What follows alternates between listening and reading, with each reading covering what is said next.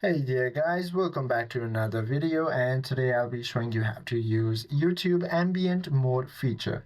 YouTube's Ambient Mode creates an immersive experience by casting subtle matching colors from the video into the app's background. It works best in dark themes, which can be enabled in settings. On mobile, tap the video, then select the gear icon, then settings, and toggle ambient mode on. On desktop, it is automatic in dark mode. Now to activate ambient mode on your mobile devices, all you have to do is open the YouTube application. Then play a specific video. Now, once you play a specific video, you should be able to find this setting here. Go ahead and tap on it and head to this more setting. From here, you should be able to find this option called ambient mode. Ensure that it is enabled. Now, once you enable this, go ahead and tap on your screen, and as you can see, the ambient mode is working very well.